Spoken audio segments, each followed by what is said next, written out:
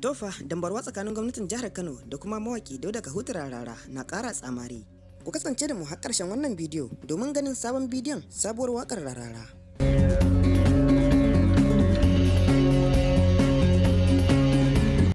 To rikicin Dauda Kahutu Rarara da gwamnatin jihar Kano na ƙara tsamari, inda a kwanan baya ana tunanin cewa kamar an sulhunta su, kamar yanzu an daina wannan rigima duba da yadda aka ga mawaki Dauda Kahutu Rarara yana yin waka a wajen taron da aka gudanar da ɗan takarar shugaban ƙasa wato Bola Ahmed Tinubu. Hakan ya sa mutane sun fara tunanin cewa shin ko an sulhunta ne tsakanin su.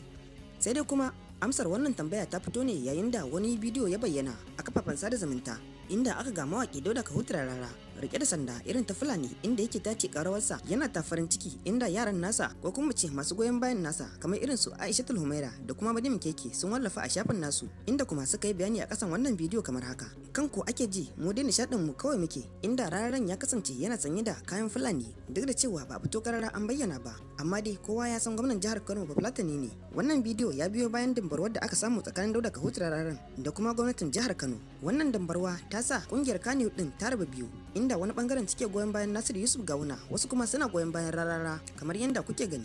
To ku kasance da mu domin ganin cikakken wannan bidiyo na waka. Shi ne zabo a sani na baya a tara, ko a buga ko a bari dai ni ne Rara. Na da rigar gamji ko dan mai sara, in dutse ya kafu ba dai turewa ba.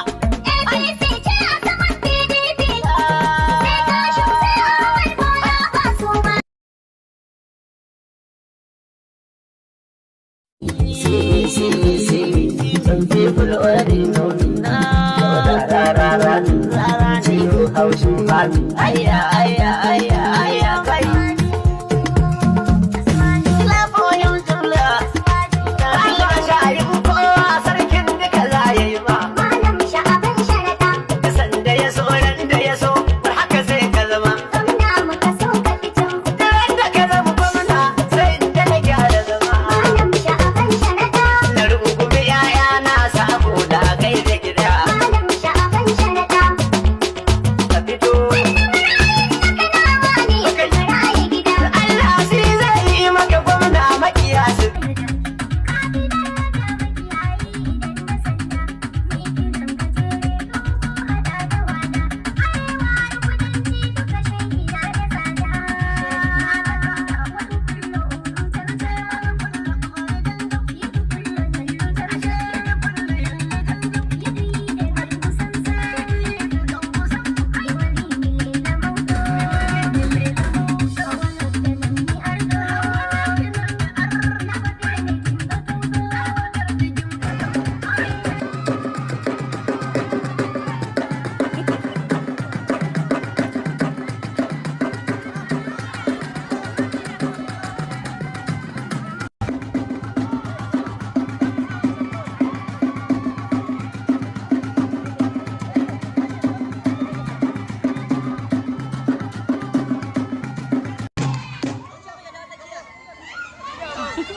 Idan yana sa ya manta, amma fa zato yake uwar ya ta manta.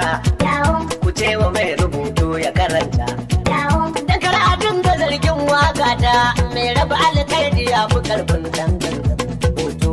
Aji sani dawo dan lami, dawo ba mu sake zabe na tumin dare hoto. Da na sani akan ce keya ce, sai dai kuma yanzu al'umma sun bambanci.